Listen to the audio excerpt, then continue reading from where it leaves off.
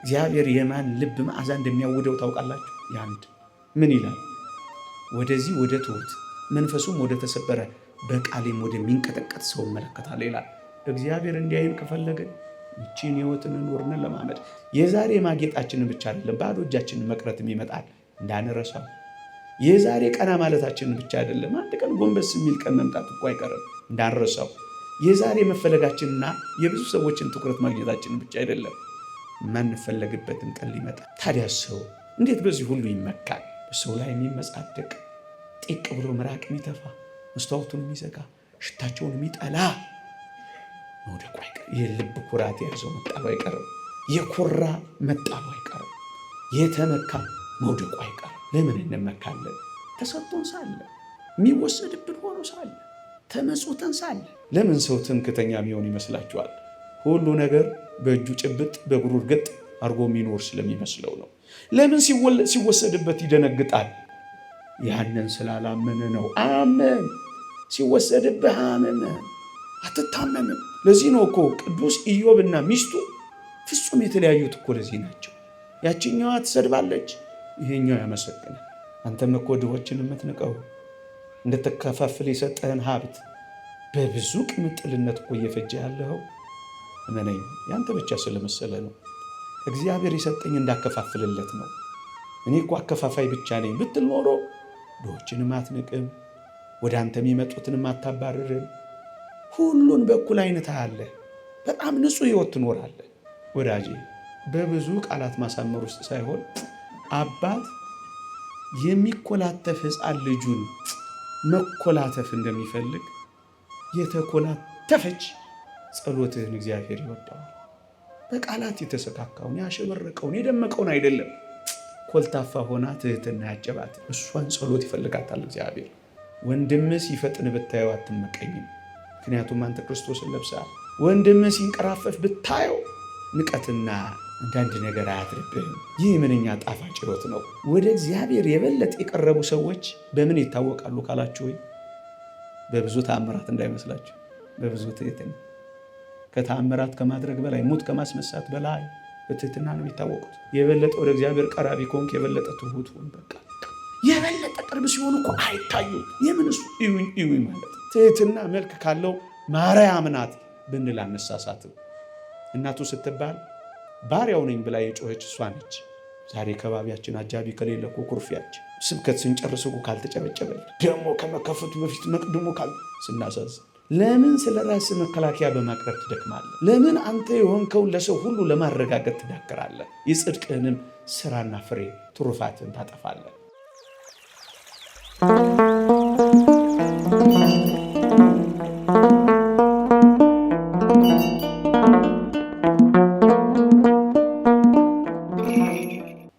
በስመ አብ ወወልድ ወመንፈስ ቅዱስ አሐዱ አምላክ አሜን። ክቡር አባታችን፣ የተወደዳችሁ የእግዚአብሔር ቤተሰቦች፣ የእመቤታችን ቅድስት ድንግል ማርያም የአስራት ልጆች፣ የቅዱሳን ወዳጆች በልዑል እግዚአብሔር ስም እንደምን ሰነበታችሁ? እንደምን አላችሁ? ምሕረቱን ያበዛልን፣ እንደ በደላችን ያልከፈለን፣ እንደ ኃጢአታችን ያልተቆጣጠረን፣ ይቅር ያለን የአባቶቻችን አምላክ የእናቶቻችን አምላክ ልዑል እግዚአብሔር ዘላለማዊ ስሙ የተመሰገነ ይሁን። ለቀደምት አበው ለነቢያት፣ ለቅዱሳን ሐዋርያት፣ ለሐዋርያውያን አበው፣ ለሊቃውንት የገለጸውን ጥበብና ምስጢር ለሁላችንም ይግለጽልን። ለእግዚአብሔር ቅዱስ ፈቃድ በዚህች ምሽት እግዚአብሔር ቢፈቅድ በአንድ ርዕሰ ጉዳይ ላይ አቆያችኋለሁ። እግዚአብሔር ከሁላችንም ጋር ይሁን። ሰምተን ለመጠቀም ያብቃን። አሜን። ከኔ ውሰደው በሚል ርዕስ እንማራለን። ዛሬ አዲስ ነገር ልነግራችሁ ፈልጌ አይደለም። ግን ደግሞ ሁል ጊዜ የምንሰማውን ብንኖርበት ከሁሉ በላይ የምንሆንበትን አንድ የመንፈሳዊነት አንድ የዘላለም ሕይወት መንገድ ስንቅ አስታውሳችኋለሁ። ከእኔ ውሰደው። እግዚአብሔር ከረዳኝ በትምህርቱ ማጠናቀቂያ የርዕሱን ሐሳብ አንስቼ ሐሳቤን እጠቀልላለሁ። እግዚአብሔር ከሁላችንም ጋር ይሁንልን። አንድን ክርስቲያን ክርስቶስን ከምታስመስለው ጥልቅ ሕይወት አንደኛዋና ዋናዋ ክርስቶስን የምታስመስለን ትህትና ናት። ክርስቶስን መምሰል እፈልጋለሁ የሚል አንድ ክርስቲያን፣ አንድ ኦርቶዶክሳዊ ክርስቶስንማ መምሰል ከፈለግ በአጭር ቃል ክርስቶስ በትህትና እንደኖረ የእሱን ትህትና ተማር ብሎ መመለስ ልክ ነው። እውነተኛ የትህትና አብነታችን፣ እውነተኛ የትህትና መምህራችን፣ መምህረ ትህትና ኢየሱስ ክርስቶስ ነዋ። ኢየሱስ ክርስቶስ እንድንመስለው ከሚፈልገው ቀዳሚው ነገር ትሁት ሆኖ የኖረውን ትህትና እሱ ደግሞ በእኛ ውስጥ እንዲታይ ነው። ለዚህ ነው ጌታ በወንጌል እኔ የዋህ በልቤም ትሁት ነኝና ከእኔ ተማሩ ያለው ይሄንን ነው። መጽሐፍ ቅዱስም በዋናነት አጉልቶ ከክርስቶስ ስለምንማረው አብነት ስለምናደርገው ቁም ነገር የነገረን ትህትናውን ነው። ላስታውሳችሁ፣ ሐዋርያው ቅዱስ ጳውሎስ ባልንጀራህ ካንተ ይልቅ እንዲሻል በትህትና ቁጠር ይልና ይህ በክርስቶስ ኢየሱስ የነበረ ሐሳብ በእናንተ ዘንድ ደግሞ ይሁን ብሎ በክርስቶስ ዘንድ የነበረው በእናንተ ዘንድ ደግሞ ይሁን ያለው ምን መሆኑን ሲነግረን እርሱ ከእግዚአብሔር ጋር መተካከልን መቀማት እንደሚገባ ነገር ሳይቆጥር ራሱን አዋረደ ብሎ ይቀጥላል። ልብ በሉ፣ ባልንጀራ ካንተ ይልቅ እንዲሻል በትህትና ቁጠር አለና ክርስቶስም እኮ ከአባቱ ጋር እኩል ሆኖ ሳለ እኩልነቴን እነጠቃለሁ ሳይል ራሱን ዝቅ አድርጎ ሰው ሆነ አለ። ልብ በሉ፣ ለአስደናቂ የትህትና ሕይወት አብነት ያደረገው ክርስቶስን ነው አላልኳችሁ? ለዚህ ትህትና ክርስቶስን አብነት ያደረገው ከአባቱ ጋር እኩል ሆኖ ሳለ ዝቅ አለ። አንተም ደግሞ ልክ እንደዚሁ ከባልንጀራ ጋር እኩል ሆነ ሳለ ባልንጀራ ካንተ ይልቅ እንዲሻል በትህትና ከቆጠርክ ኢየሱስ ክርስቶስን ትመስለዋለህ። የሐዋርያው የቅዱስ ጳውሎስ መልእክት ወደ ፊልጵስዩስ ሰዎች ምዕራፍ 2 ከቁጥር 2 ጀምሮ ነው ያነበብኩላችሁ። ትህትና ማለት ምንድን ናት ካል ለጌታችን ከተጠቀሰው ቃል አውጥተን መዘን ማየት እንችላለን። ምንድን ናት እውነተኛ ትህትና? በክብር ካንተ ጋራ እኩል ከሆነው ሰው ትንሽ ዝቅ ብለህ በታች እንደሆንክ ካሰብክ እውነተኛ ትሁትም አንተ ነህ። ምክንያቱም ክርስቶስ ከባሕርይ አባቱ ጋር እኩል ሆኖ ሳለ ራሱን ዝቅ ካደረገ ይህች ናት ትሕትና እያለን ነው። እንደውም ቅዱስ ዮሐንስ አፈወርቅ ክርስቶስ እግዚአብሔር ባይሆንማ ኖሮ ይላል። ያ ማለት ከባህሪ አባቱ ከአብ ጋር እኩል ባይሆንማ ኖሮ ቅዱስ ጳውሎስ ለትሕትና አብነት አድርጎ አያመጣውም ነበር ይለናል። አያችሁ፣ እኩል ሆኖ ሳለ ከአባቱ ጋር ስልጣኔ አምላክነቴ እነጠቃለሁ ሳይል ዝቅ ማለቱ፣ በክብር እኩል ሆኖ ሳለ ማነሱ ሰው ሆኖ ዝቅ ማለቱ እሱ ፍጹም ትሕትናው ነው ይለናል። ልክ እንደዚህ አንተም በክብር እኩል ከሆንከው ከወንድምህ ትንሽ ራስን ዝቅ ካደረግ፣ እኩል ሆነ ሳለ ባልንጀራ ወንድምህ የተሻለ እንደሆነ አድርገህ እንደውም ካመንክ ትሑት ትሆናለህ ይላል። ትሕትና ማለት እቺ ናት። ምን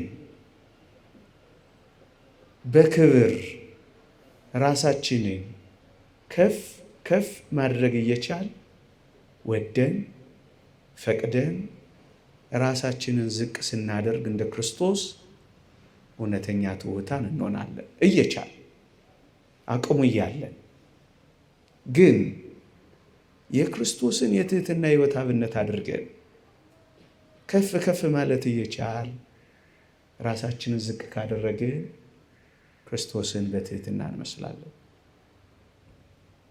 በችግር ምክንያት ራስን ዝቅ ካደረግ አንተ ትሑት አትሆንም። ችግር ነው ዝቅ ያደረገ።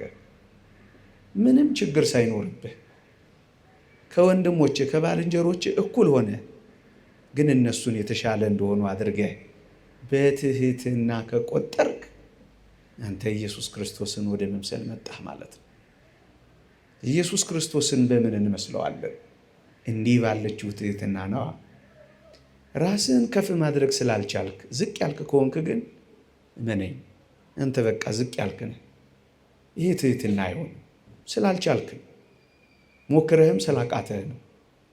ትሕትና ማለት ግን እየቻልክ እያለህ እኩል እየሆንክ ነገር ግን ባልንጀራዬ ከእኔ ይልቅ ይሻላል ብለህ አምነህ ራስህን ዝቅ ካደረግ አንተ እውነተኛ ትሑት ነህ። ምክንያቱም ክርስቶስ እንደዚህ ነው ትሑት የሆነው። ከአባቱ ጋር እኩል ሆኖ ሳለ ዝቅ በማለቱ ቅዱስ ጳውሎስ ለትሕትና አብነት አድርጎ አምጥቶታል። ከእግዚአብሔር ጋር መተካከልን መቀማት እንደሚገባ ነገር ሳይቆጥር ራሱን ባዶ አደረገ ብሎታል። ምክንያቱም ታናሽ የሆነን ነገር ለታላቅ እንዲታዘዝ ማድረግ ምን ይደንቃል? እኩል ሆኖ ሳለ ግን ለመስቀል ሞት እንኳን የታዘዘ መሆን ይሄ ፍጹም ትሕትና ነው። ለዚህ ነው በክርስቶስ ዘንድ የነበረ ይህ ሐሳብ፣ ይህ የትሕትና ሐሳብ በእናንተ ዘንድ ደግሞ ይሆን። ይህቺ ምንኛ ክርስቶስን ታስመስለናለች መሰላችሁ ወገኖች? ይቺን ሕይወት የእውነት የሚኖራት የሚለማመዳት ክርስቲያን እጅግ የሚገርም ሰላማዊ ሕይወት ይኖረዋል። ይውላችሁ በባልንጀራህ ላይ አትቀናም። ምክንያቱም እንደሚሻል አድርገህ ታስባለህ። በባልንጀራህ ላይ አትቆጣም። ምክንያቱም ባልንጀራህ እንደሚበልጥህ አድርገህ ቆጥረሃል። በወንድምህ ላይ ሲያጌጥ ሲያሸበርቅ፣ በሰው ሲከበብ፣ በሰው ሲከበር ብታየው አንድም አትናደድም። እንደውም ደስ ይልሃል። ምክንያቱም ቀድመህ አንተ አክብረኸዋላ፣ ቀድመህ አንተ አስቀድመኸዋላ፣ ቀድመህ አንተ አስበልጠኸዋላ። ቀድመህ አንተ እንደሚሻል ስላመንክ ሰዎች ሁሉ ሲያጨበጭቡለት አንተ አትኮራመትም። ሰዎች ሁሉ ትኩረታቸውን ወደሱ ሲያደርጉ አንተ ለምን ብለህ አይከፋህም። በሞቴ እንዴት ታላቅ የጸጥተኛነት ሕይወት በዚህ ሕይወት ውስጥ አለች መሰላችሁ። በሌሎች ሲከበር ስታይ ቅሬታ አይሰማህም። ምክንያቱም አትከፋም። አስቀድመኸዋላ፣ አስበልጠኸዋላ። እንደውም ከአንተ ይልቅ እንዲሻል በትህትና አምነህ ተቀብለኸዋላ። እመነኝ፣ ቢንቅህ እንኳን ትታገሰዋል። ምክንያቱም ታላቅ አድርገህ ቆጥረኸዋላ። በዚህ ውስጥ አትታመምም። እኛም ዓለማችንን በብዙ ጸቦች፣ በብዙ ክርክሮች፣ በብዙ ትከሻ ለትከሻ መለካካቶች፣ በብዙ መጎሳሰሞች፣ በብዙ መጣላቶች፣ በብዙ መኳረፎች፣ በብዙ ትግሎች፣ በብዙ ጦርነቶች ለምን እንደምታልፍ ታውቃላችሁ? ይህን ህይወት ስለማታውቀው። እኔ በልጥ በምትል ዓለም ውስጥ እንደ ጦር መሳሪያ ሽቅድምድም ምን የሚያስቀይም ነገር አለ? ምንስ መከራ ያመጣብን ነገር አለ? ቤት ውስጥ፣ መስሪያ ቤት፣ በአገልግሎት መድረክ፣ በትዳር ብዙ ጦርነቶች፣ ብዙ የውድድር ሜዳ የሚመስሉ እልህ አስጨራሽ ትግሎች፣ ጎንበስ አለ ማለቶች፣ ሸብረክ አለ ማለቶች፣ ከዚህ የከፉ ድግምቶች፣ መተቶች፣ አንዱ አንዱን መጣሎች፣ ደሳስ የማያሰኙ የአጋንንት ስራዎች ሁሉ እዚህ ውስጥ ተጨፍልቀዋል። በሌሎች ሰዎች ማደግ፣ ስራ ቦታ አካባቢ በጣም ዘና ብለህ ትኖራለህ። ምክንያቱም ካንተ ይልቅ እንዲሻሉ በትህትና ትቆጥራለህ። ሰዎች ካንተ ይልቅ እነሱን ሲያደምጡ አያምህም። በዚህ ውስጥ መታመም የለም። ቅናትም፣ ቁጣም፣ ምቀኝነትም እዚህ ውስጥ አታገኙም። አንዱ አንዱን አይንቃውም፣ አንዱ አንዱን አይመቀኘውም። ይህ ህይወት የክርስቲያኖች አስደናቂ ህይወት ነው። አንተ ትብስ አንቺ ትብሽ የሚባባሉበት፣ አንዱ አንዱን የሚያስቀድምበት በጌታችን በመድኃኒታችን በኢየሱስ ክርስቶስ ዘንድ የነበረ አስደናቂ ህይወት። ትህትና ምንድን ናት? በክብር ካንተ ጋር እኩል ከሆነው ሰው ትንሽ ዝቅ ማለትን መልመድ፣ ደስ እያለ ወደኸው ወንድምህን ማስቀደም። ወዳጄ ሁሌ እንደምንነጋገረው የዓለምን ርዕዮተ ዓለም የቀየረው ትምህርት ይህን የፊልጵስዩስ ምዕራፍ 2ን ትምህርት አጥፍቶ ነው። ምን የሚለው ትምህርት ካልከኝ ሰምተም ከሆነ አላውቅም፣ እኔ ግን ልድገመው። ሰው በመናት እና በእውነት ነፃ ሊባል የሚችለው ራሱን ከሰው ልጆች ሁሉ ሲያስቀድም ነው ይላል። የዳርዊን ቲዮሪ፣ ኢቮሉሽን ቲዮሪ። ሰው በእውነት እና በምልአት ከሰው ልጆች ሁሉ ሲቀድም ነው ይልሃል ሰው የሚሆነው። ክርስትና ኦርቶዶክሳዊነት ደግሞ የጸጋ አምላክ የምትሆነው ወንድምህን ስታስቀድም ነው። ክርስቶስን ወደምታስመስል አስደናቂ ህይወት የምትገባው ኢየሱስ ክርስቶስን የምታስመስልህን ትህትና ስትለብስ፣ ስትቀድም አይደለም ስታስቀድም፣ ስትበልጥ አይደለም ስታስበልጥ፣ ትከሻ ለትከሻ ስትለካካ፣ ስትገፋፋ፣ ስትወራረድ፣ ስትሟሟት አይደለም። ባልንጀራዬ ከእኔ ይሻላል ብለህ ስታምን እዚህ ውስጥ ሰላም አለ። ቅዱስ ይስሐቅ ሶርያዊ እንዲህ ይላል፣ ትህትና መለኮታዊ ልብስ ነው። ክርስቶስ ሰው በሆነ ጊዜ የለበሰው ይህንን ትህትና ነው። ትህትናን ሁሉ የለበሰ ፈጣሪውን ይመስላል። ትህትና የሌለው ሰው ግን የቱንም ያህል ቢጋደል ከንቱ ነው ይላል። ክርስቶስን መልበስ የምትፈልግ እውነተኛ አማኝ ትሑት ትሆናለች።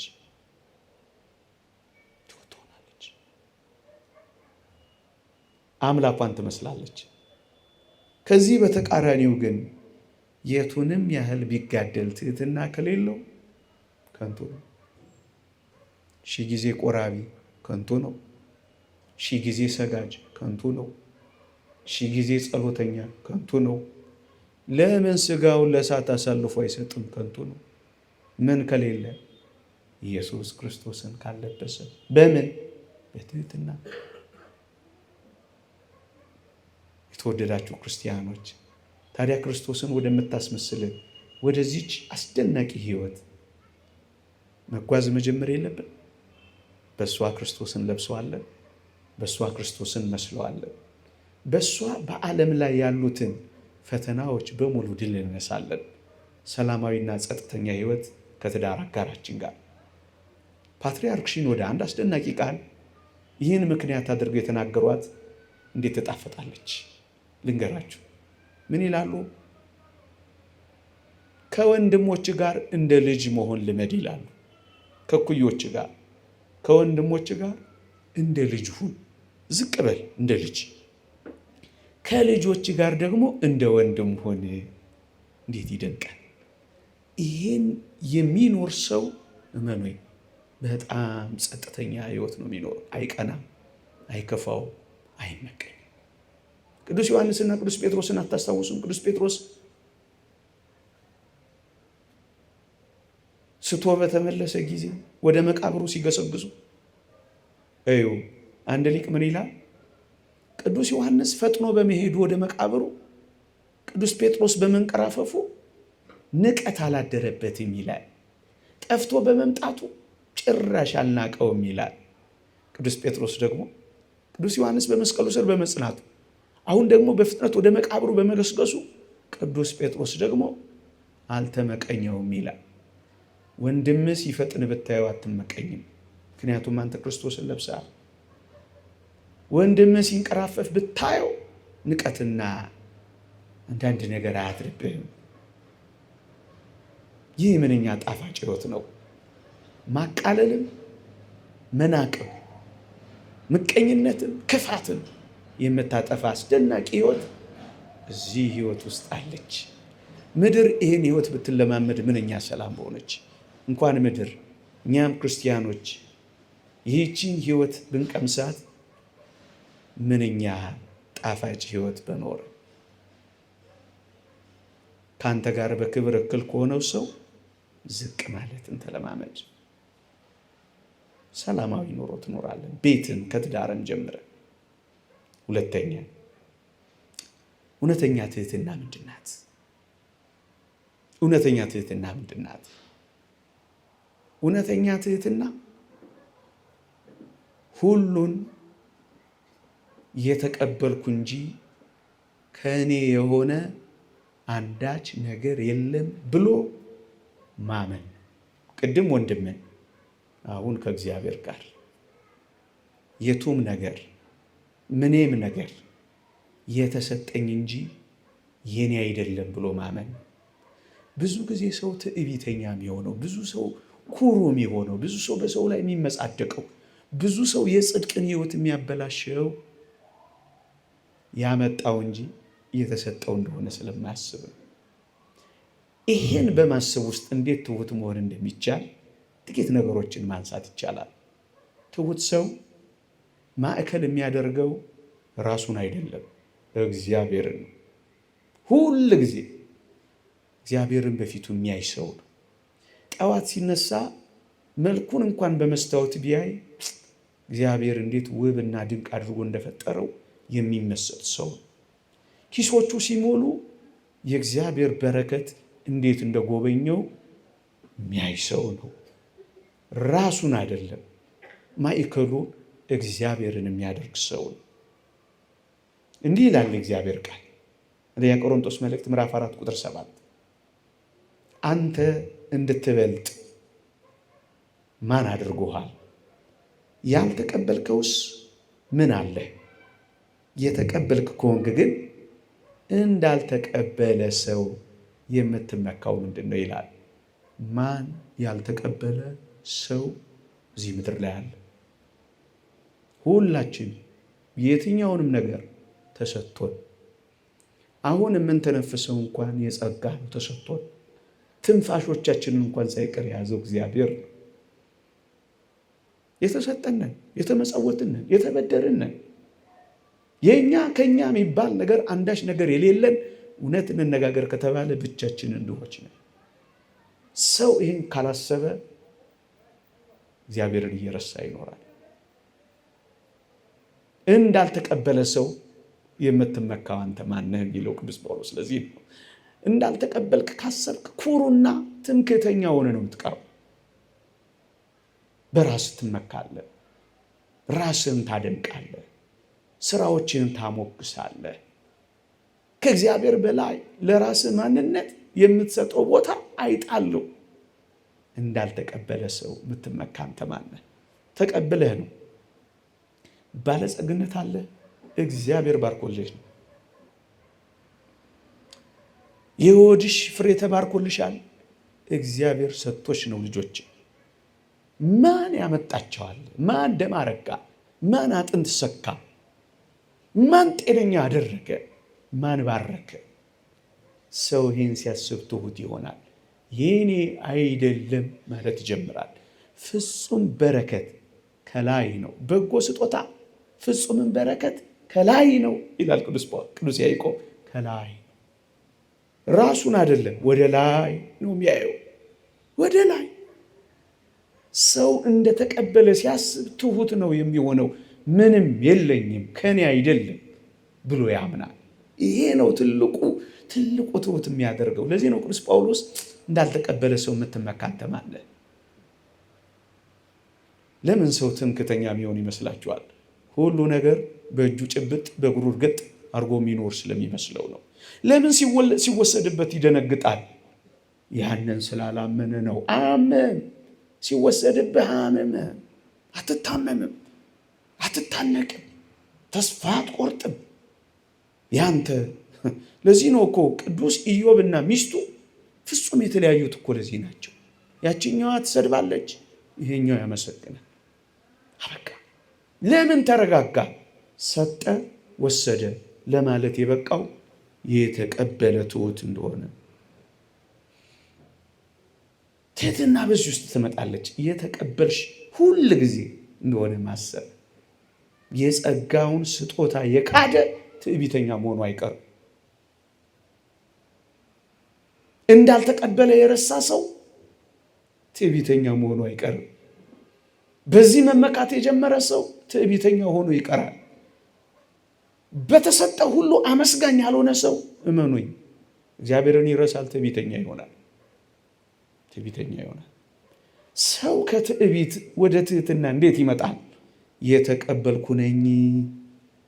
የትኛውንም ነገር ሲጠየቅ የእግዚአብሔር ነው የኔ አይደለም ማለት ይችላል። 3 ምሳሌዎች ልስጣችሁ። በጣም አስደናቂ ምሳሌ። ነቢዩ ዳንኤል በከለዳውያን መካከል ያን ሁሉ ጥበብ ሲገልጥላቸው ያሞግሱትና ያደንቁት፣ ውዳሴ የሚያጎርፉለት ጀመር። ካላችሁማ በሉት ብሎ የተቀበለ እንዳይመስል ወዳጄ። ነቢዩ ዳንኤልን ተመልከተው፣ እንዲህ አለ። በዚህ ዓለም ካሉ ሰዎች ይልቅ ጥበበኛ እና ከሌሎች የበለጥኩ ስለሆንኩ አይደለም አላቸው። እግዚአብሔር ስለገለጠልኝ ነው አላ።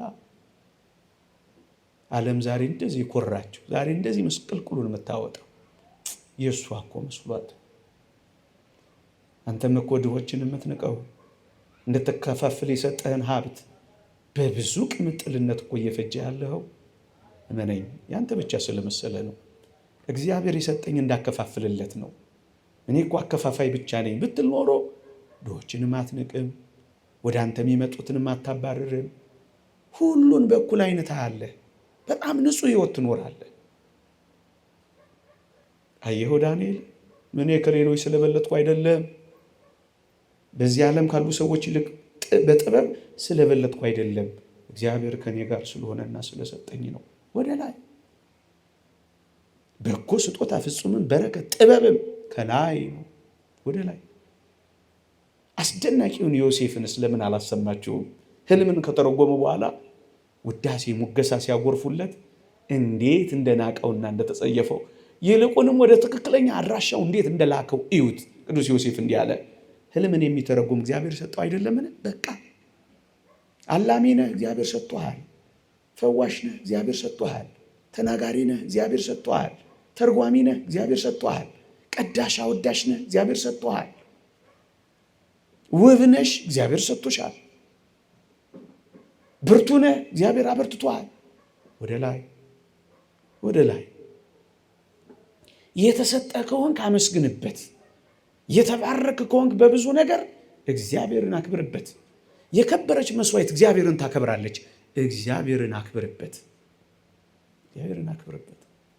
አለበለዚያ ግን ያንተ ይመስልህና ትመካለህ። ቅድም ቅዱስ ጳውሎስ እንዳለው ኩሩ ትሆናለህ፣ በጣም ትመካለህ፣ ከዚያም ትመጻደቃለህ።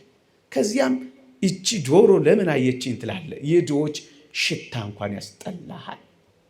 ከሰው ጋር መነጋገር እንኳን ያቅታሃል። ደጆችንም ትጠረቅማለህ፣ ጆሮህንም ትደፍናለህ፣ ልብህም ሰው አያይም። በቃ አንተ ወደ ላይ ወጥተሃል። ማን ያወርዳል? ማን ያወርዳል? ሐዋርያት ያሉት ደግሞ እንዴት ይደንቃል!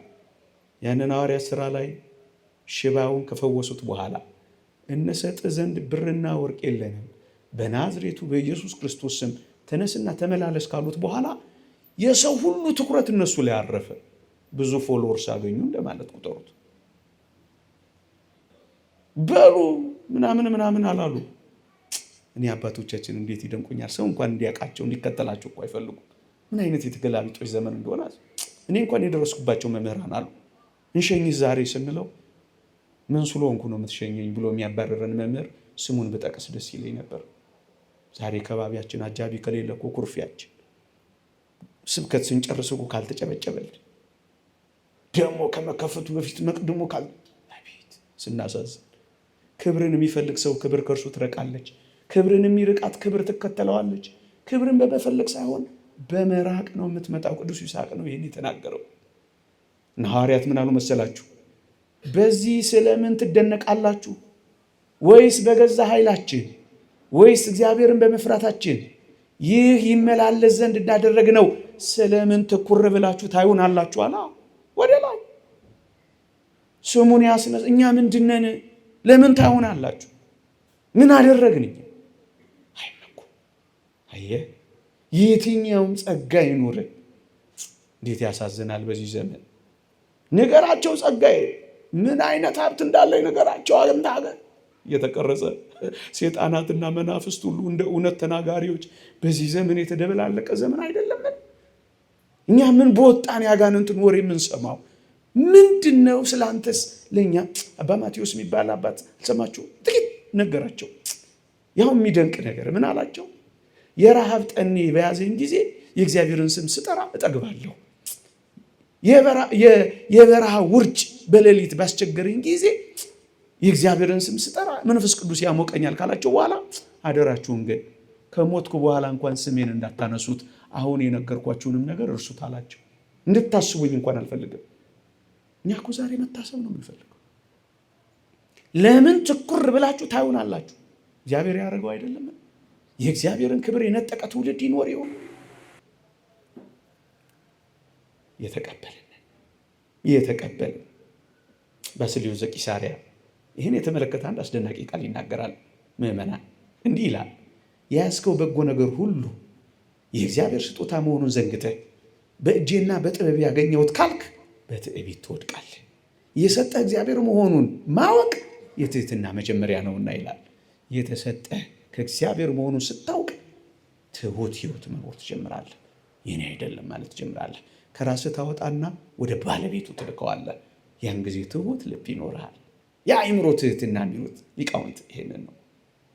በዚህ ውስጥ በጣም ሰላማዊ ህይወት ደግሞ ትኖራለህ። በጣም ሰላማዊ።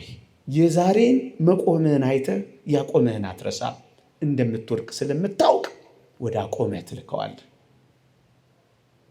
ወዳጄ የዛሬ መዋብህን አይተህ ያስዋበህን ከተውክ እመነኝ መጠውለግ አይቀርም፣ ትመጣለህ።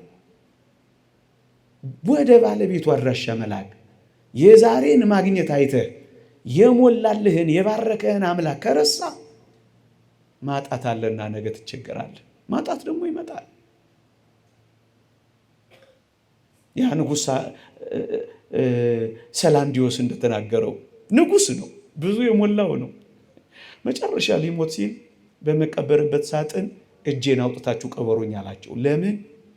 አንዲት ፈትል ብቻ አንዲት ጨርቅ ብቻ ይዤ እንደሄድኩ ዓለም ይወቅልኝ አላቸው።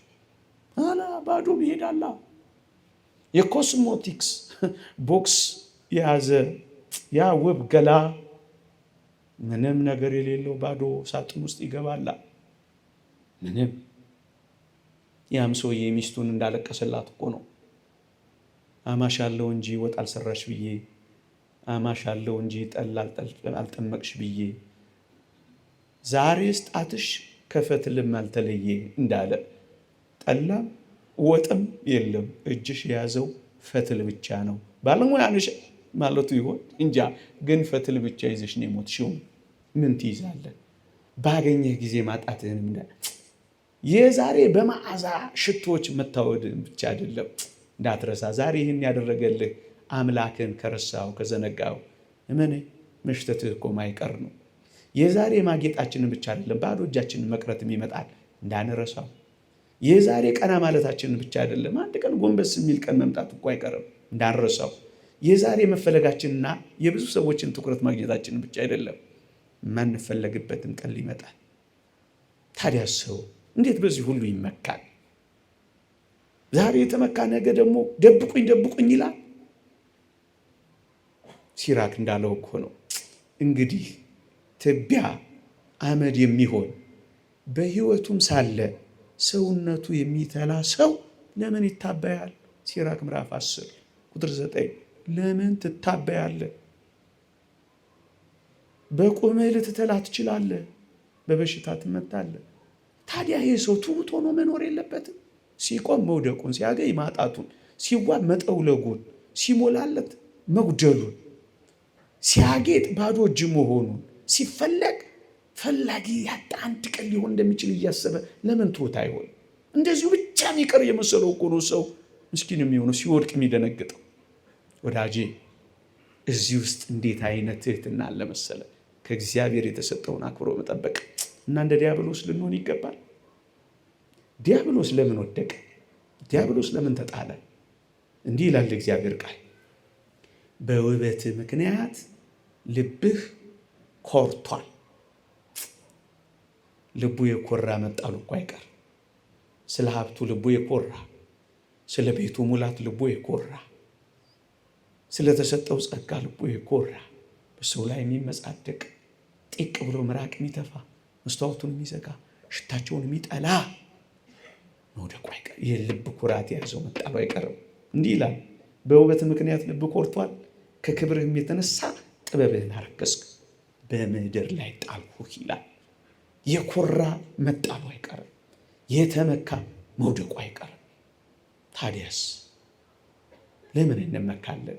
ተሰጥቶን ሳለ፣ የሚወሰድብን ሆኖ ሳለ፣ ተመጽውተን ሳለ፣ ተበድረን ሳለ፣ የእኛ ሳይሆን ቀርቶ ሰው እንዴት ይመካል? ይህን ሲያስብ ሰው ትሑት ይሆናል። የተሰጠው ስለሚሆን ከመመካት ይወጣል። እግዚአብሔር ክብሩን ሲወስዱበት አይወድም። ታውቃላችሁ፣ በክብሩ ሲመጡበት አይደራደርም እግዚአብሔር። ስለዚህ የእግዚአብሔርን ክብር ላታትውሰድ። ሁለተኛ፣ ከእግዚአብሔር እንደተቀበለ የሚያምን ክርስቲያን ትሑት እየሆነ ይሄዳል። ሁለተኛ። ሶስተኛ፣ እውነተኛ ትህትና የቷ ናት? እውነተኛ ትህትና የቷ ናት? ወፍጻሜ ትህትና ውእቱ ይላሉ አባቶቻችን፣ ጸዊረ ውዴታ ሐሴት። እውነተኛ ትህትና ማለትማ ይላሉ በሐሰት ሲሰድቡት፣ በሐሰት ሲያንቋሽሹት፣ የእሱ ባልሆነ ነገር ሲንቁት፣ ሲሰድቡት፣ ሲተቹት፣ ሲያቃልሉት ደስ መሰኘት የሚጀምር ሰው ፍጹም ትሑት እየሆነ ነው። ሲሰድቡ ካልተበሳጨ፣ ሲንቁ እንደውም ደስ ማለት ከጀመርክ ያኔ አንተ እውነተኛ ትሑት እየሆንክ ነው ማለት ነው። ይኸውልህ የምስጋና ባሪያ ካልሆንክ፣ ውዳሴን ከሰው እንዲጎርፍልህ ካልጠበቅ፣ ካላመሰገኑ ካላኮረፍካቸው፣ ይልቁንም በተቃራኒው ሲሰድቡ ወይ ሲንቁ ወይ ሲያጥላሉ ሲሆን ደስ ካል፣ ያም ባይሆን ምንም ካልተሰማ እመነኝ አንተ ትሑት ሰው እየሆንክ ነው። ለዚህ እኮ ነው ክርስቶስ በአጋንንት አለቃ በቤልዜቡል አጋንንትን ያወጣል፣ ዝም ዝም። እቺ ናት እውነተኛ ትህትና ማለት። የትህትና የፍጻሜዋ ፍጹም ትሑት የሚባል ሰው በሐሰት የተሰደበውን የተነገረውን ደስ ብሎት መቀበል ሲችል ነው። ምን አይነት ከባድ ነገር ነው የምታወራው? አዎ የመጀመሪያዎቹን ሁለቱን የሚለማመድ ሰው ወደዚህ ወደ ፍጽምና መሄዱ አይቀርም።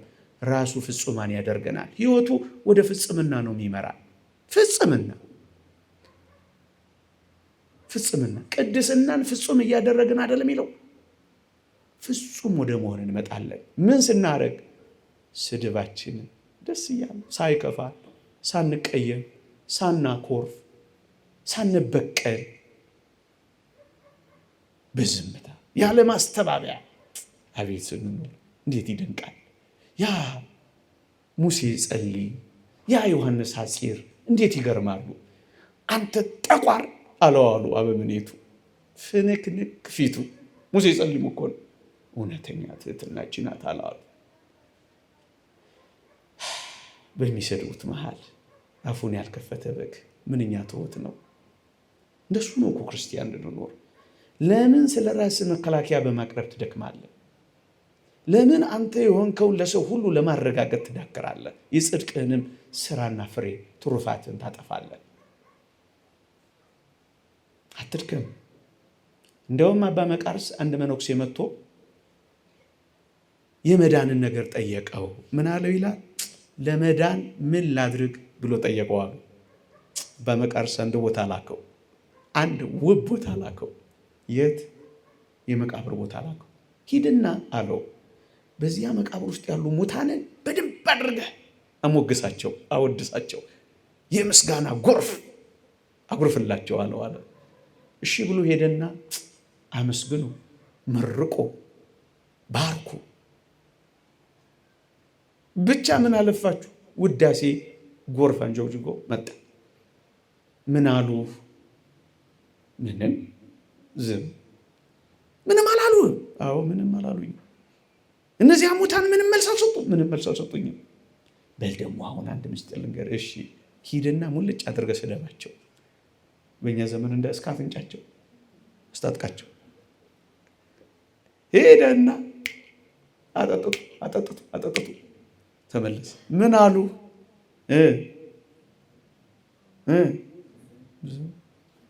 አንተም መዳን ስትፈልግ ሲያሞግሱም ሲሰርቡ ምን በል? መልስ አትስጥ። በዚህ ውስጥ መዳን አለ።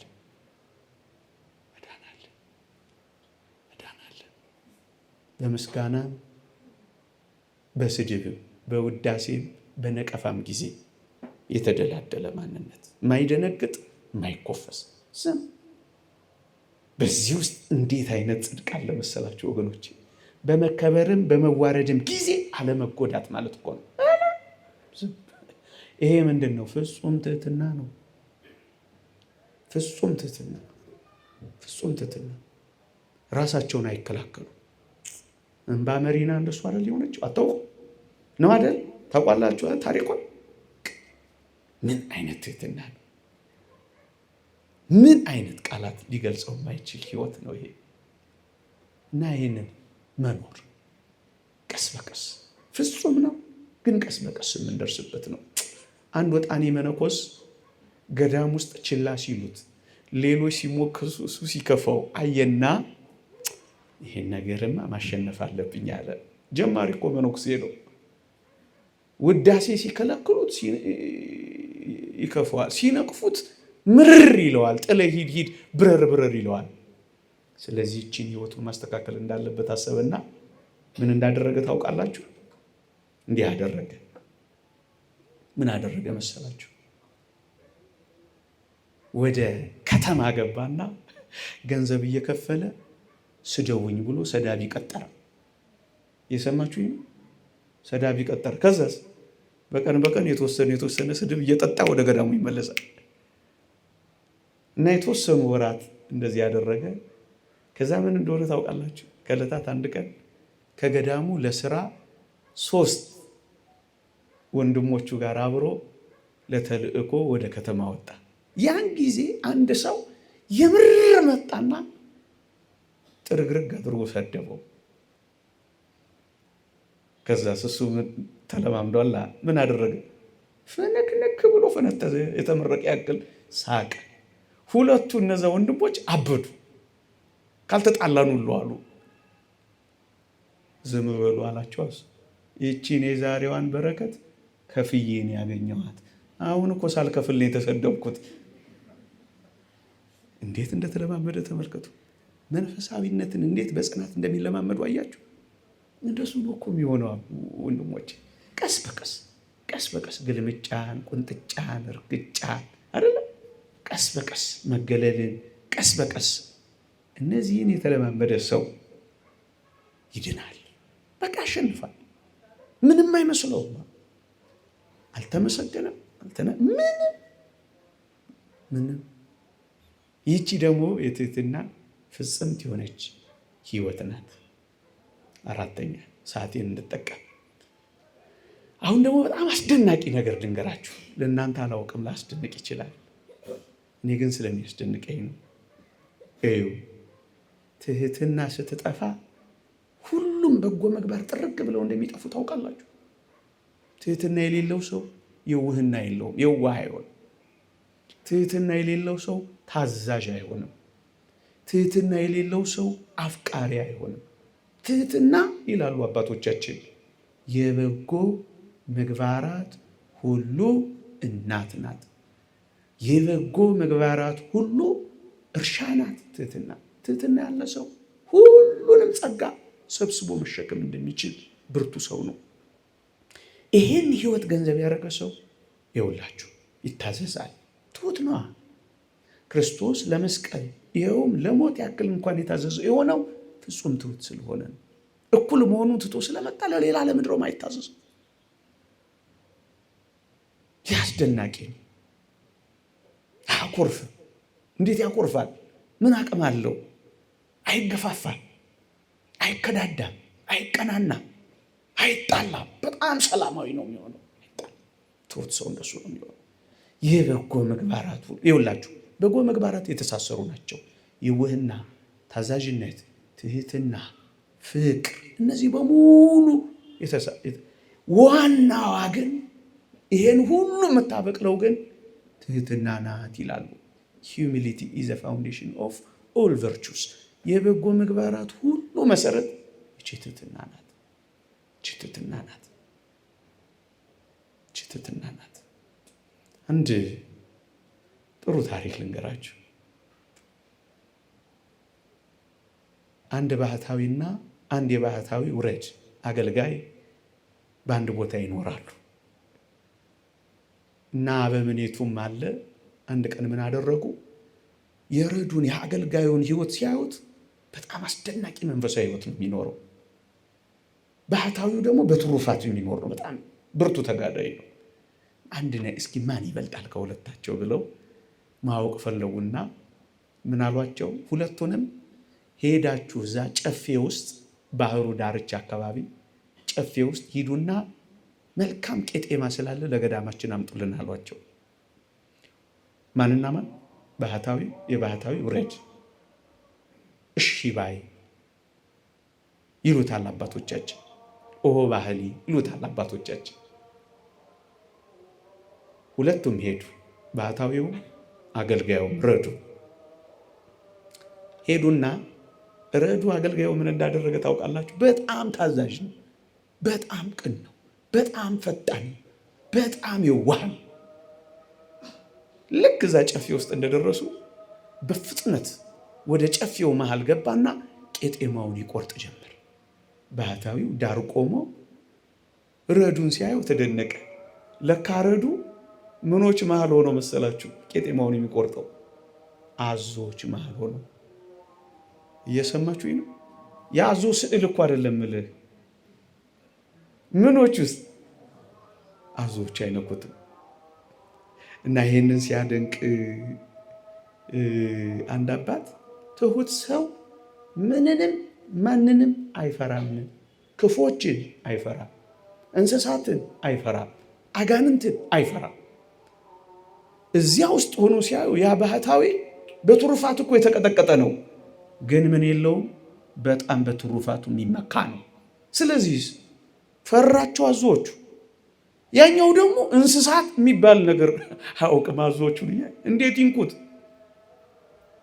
አከበሩት፣ ጫፉንም አይነኩት። አይፈራማ።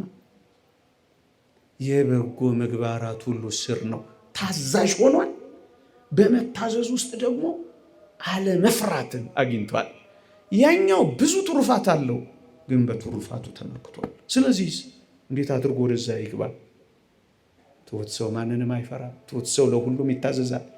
ማር ወቅሪስ ትሁት ሰው ፍርሃት የሌለበት ሆኖ ይኖራል ይላል። ትሁት ከሆንክ አጋንንት ማትፈራ አስፈሩ።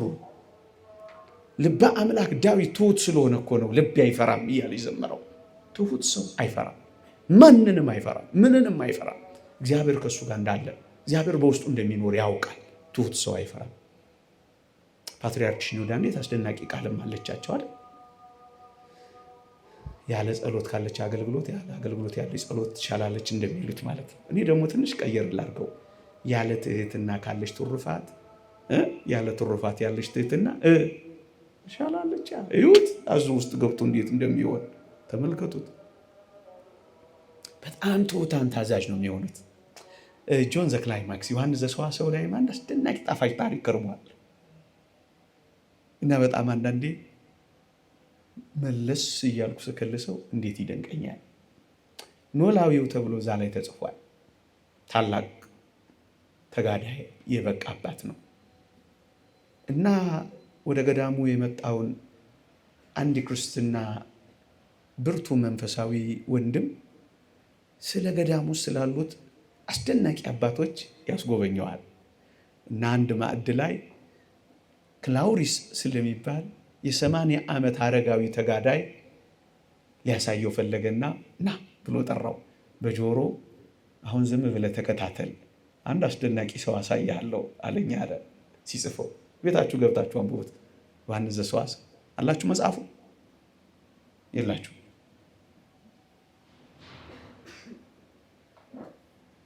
ጆን ዘ ክላይማክስ ባለመሰላሉ መመነንም የማትፈልጉ ሰዎች የምትሆኑ አንብቡት። ያስፈልገናል ለሁላችን። እችም ከተማ የምትመነናት እኮ አይደለችም ይሆን ናላሳያ አለው። ከዛ ምን አለው መሰላችሁ? የ80 ዓመት አረጋዊ ይላል ሲገልጸው እንዴት እንደሚያሳዝን።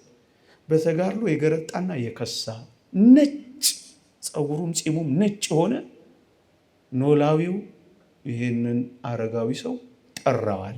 ማዕድ ላይ ነበርን አለ። የቀትር ማዕድ ሰዓት ላይ ነበር አለ።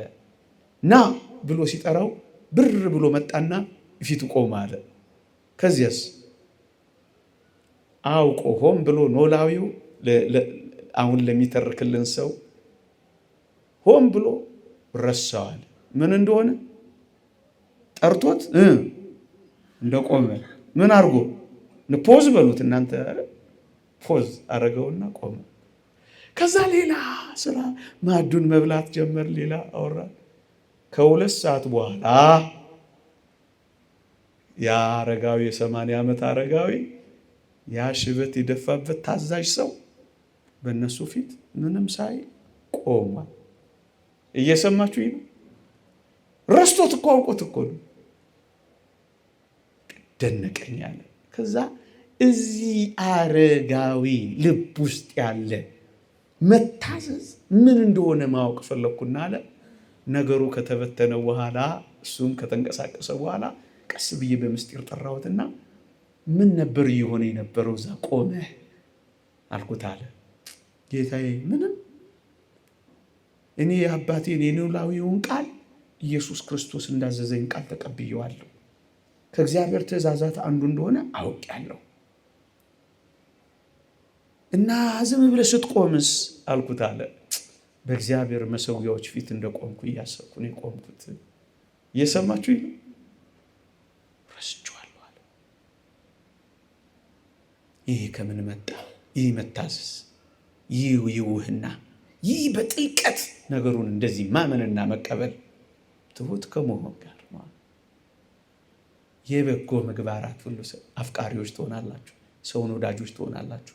አታኮርፉም፣ አትቀየሙም፣ አትወዳደሩም፣ አትፎካከሩም፣ አትናናቁም፣ አታቃልሉም፣ አትበሻሸቁም። አይናችሁ ደም አይለብስም። በጣም በጣም ታዛዦች ትሆናላችሁ። ቅድም እንዳልነው ወሆ ባህሊ እንዳልነው እንደ እሺ ባዩ ትሆናላችሁ። ፍርሃትም ከእናንተ ይወገዳል። እዚህ ውስጥ ምን አይነት ጽድቅ አለ መሰላችሁ? ነገር የለጠቅልለው ድምጼ ይሰማችኋል? የሰሙነ ሕማማት ላርገው እንዳልጮህባችሁ እንዳላስደነገጣችሁ እኮ ብዬ ነው። የጾም ላርገው ብዬ ነው። ያፍይ ትንሽ አመም ስላርገኝ ደከም ስላለኝ ግን ይሰማል። ሌላ ትህትና ወይም የትህትና ህይወት ማለት ምንድናት ብሎ ከታሰበ ዲያብሎስ የማይቀርባት እግዚአብሔር የሚኖርባት ህይወት ናት። ዲያብሎስ እንዳይቀርብህ እግዚአብሔር እንዳይለይህ ከፈለግ ይቺን ህይወት አድርግ። አንዳንድ መድኃኒቶችን ከህፃናት ርቀው እንዲቀመጡ እናደርግ የለ የመንፈሳውያን ብዙ ጸጋዎችና ሀብቶችን ዲያብሎስ እንዳይተናኮላቸው ማድረግ ከፈለግ በትህትና ማማ ላይ ስቀላት። ከቶም ቢሆን ዲያብሎስ አይቀርባት። እግዚአብሔር ዘውትር ወደ አንተ ይመለከታል። ዲያብሎስ ደግሞ ከቶ አንተን አያይም። ለምን? ትሁት ሰውን ሲያይ ዲያብሎስ ኢየሱስ ክርስቶስን ነው የሚያየው፣ አንተን አይደለም የሚያየው። ክርስቶስን ለብሰሃል ቅድም እንዳልነው። ታዲያ እንዴት በርትቶ አንተን ያይሃል? በፍጹም ድርሻ አይልም። እነዚህን የታጠቀን ሰው ዲያብሎስ እንዴት ይችላል? አይችልም።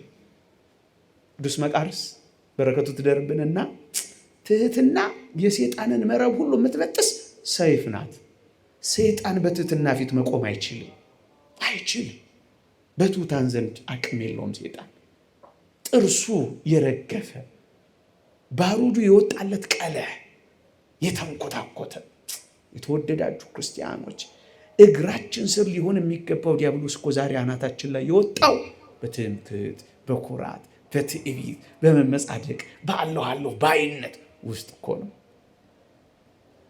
በትህትና ፊት መቆም አይችልም። ሰው ራሱን ዝቅ አድርጎ ይቅር በለኝ ካለ የጠላት ዲያብሎስ ኃይሉ ሁሉ ፈራረሰ ይላል አባ መቃርስ። የዲያብሎስን ኃይል ማፈራረስ ትፈልጋለህ? ደረትህን እየደቃህ እያለቀስክ ሁል ጊዜ በእግዚአብሔር ፊት ኃጢአቴን ይቅር በለኝ ብለህ ጎንበስ በል። ያኔ ዲያብሎስ ካብሲና ታየዋለህ ይላል አባታችን።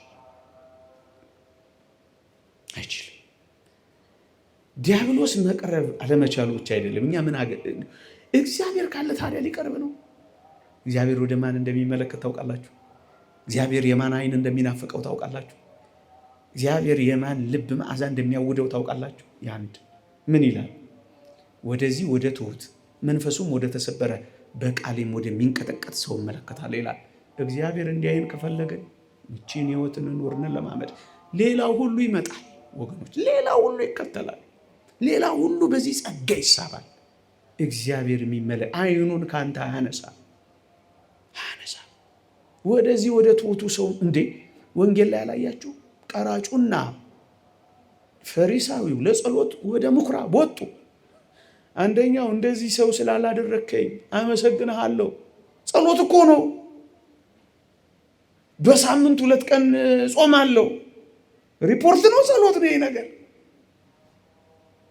ፋይናንሻል ሪፖርት ነው፣ ዜድ ሪፖርት ነው። እንደው ይገርማል እኮ እውነት ይገርማል። ይህን ይጸልያል። ያኛውስ ቀና ብሎ እንኳን ሰማይን አላየም። ደረቱን እየደቀ እኔ ኃጢአተኛው እግዚአብሔር ወደ ቀራጩ ጸሎት ተመለከተ። ያኛው ወዳጄ በብዙ ቃላት ማሳመር ውስጥ ሳይሆን አባት የሚኮላተፍ ሕፃን ልጁን መኮላተፍ እንደሚፈልግ የተኮላተፈች ጸሎትህን እግዚአብሔር ይወዳል። በቃላት የተሰካካውን ያሸበረቀውን የደመቀውን አይደለም። ኮልታፋ ሆና ትህትና ያጀባትን እሷን ጸሎት ይፈልጋታል እግዚአብሔር። የትኞቹንም መጽሐፍ ቅዱስ ላይ ያሉ ሰዎችን የታረቁትን ተመልከቱ። በረጃጅም ጸሎቶች አይደለም። እኔ ኃጢአተኛውን ማረኝ ጸሎተ ኢየሱስ እንደሚሉት እኮ ነው። እና እግዚአብሔር ወደ ትሑታን ይመለከታል። ትሑት ወደ ሆነችው ባለሽቷ ማርያምን ተፍረት እንጂ ራሱን ወደ አጸደቀው ስምዖን እግዚአብሔር የሚመለከት እንዳይመስላችሁ። ወደ ተናቀው ዳዊት እንጂ ወደ አማረበት ኤልያብ የሚመለከት እንዳይመስላችሁ እግዚአብሔር። ታዲያ እግዚአብሔር ከተመለከተ ዲያብሎስ የት ስፍራ ያገኛል? ወዳጅ ክርስቶስን ያየዋል ያልኳችሁ እኮ ለዚህ ነው። እግዚአብሔር ካለ ዲያብሎስ የት አለ? ጸጋን ሁሉ የምትፈልግ ነፍስ እዚህ ውስጥ ጸጋን ታገኛለች። እግዚአብሔር ትዕቢተኞችን ያዋርዳል፣ ለትሑታን ጸጋን ይሰጣል ይላላ። ትሑታን በጸጋ ይሞላሉ። ትሑታን የእግዚአብሔር ማደሪያ ይሆናሉ። በትህትና ራስን ዝቅ ካደረግ ሴጣን ሊቀርብ አይችልም የሚለው የአባቶቻችን የቅዱስ ይስሐቅ ሶርያዊ ትምህርት ምን የሚያስገርም ነው። ሴጣን አይቀርብም። ታዲያ እነዚህ ሁሉ በአንዲት ምግባር በአንዲት ሕይወት በትህትና የሚገኝ አይደል? እናም የተወደዳችሁ ክርስቲያኖች ማጠቃለያ የማደርገው ወደ ላይ ወደ እግዚአብሔር መቅረብ የሚፈልግ ሰው ሁሉ ከሁሉም ነገር በላይ ትህትናን ገንዘብ ያድርግ። ታላቅ መሆን የሚፈልግ ሰው ራሱን ታናሽ ያደርጋል።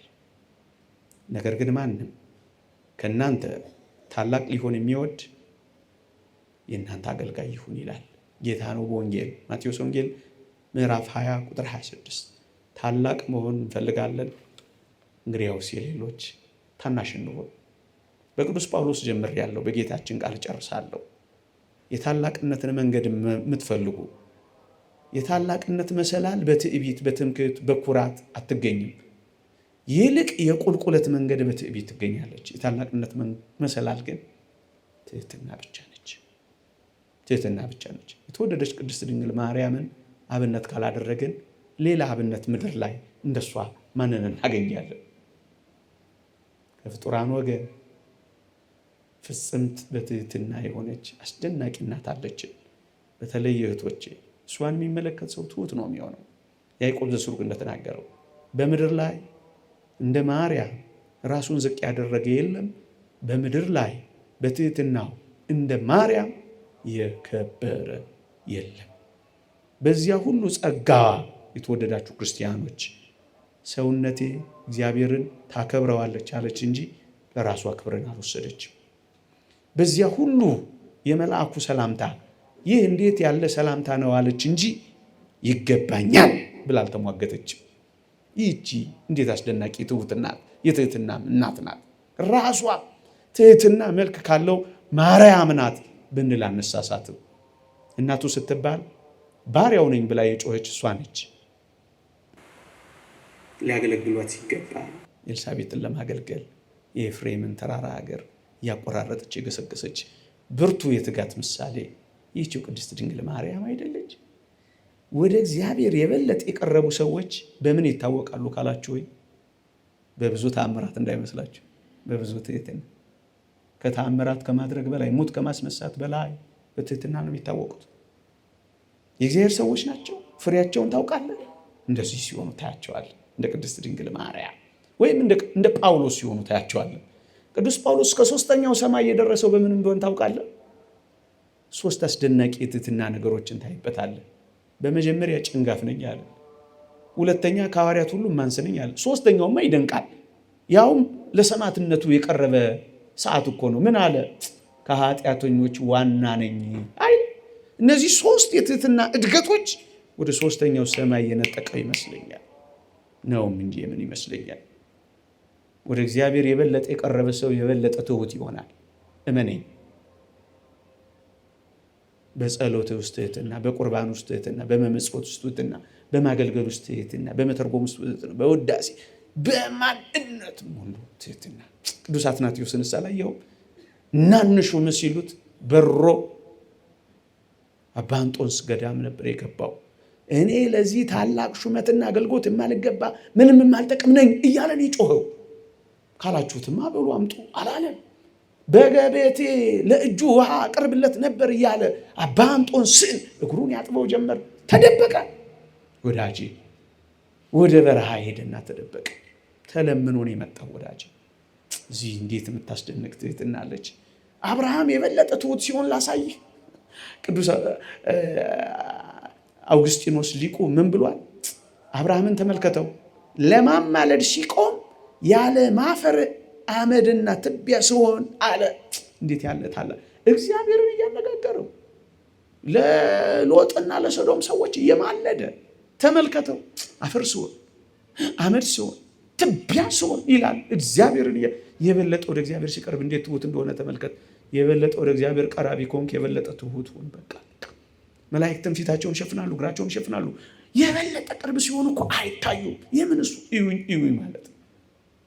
የምን ሰው ካልጠራኝ ማለት ነው። የምን ሰው ካላሞገሰኝ ማለት ነው። የምን ሰው ካልከበበኝ ማለት ነው። የምን ድምፅን ማጎርነር ነው።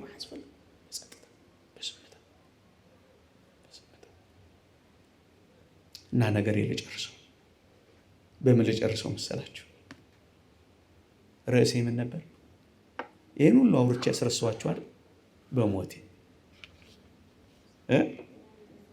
ምን ውሰደው።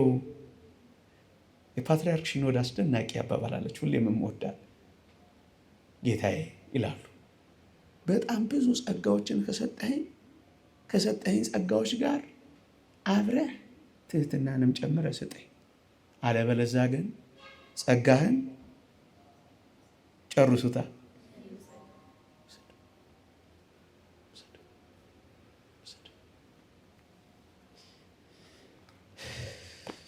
ባለጸግነቱን ለራሴ ብቻ ካደረግኩት ባለጸግነቱን ከኛ አትፍሩ። ምን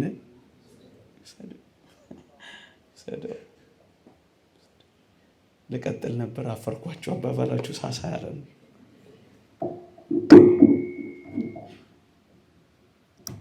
ይቆየ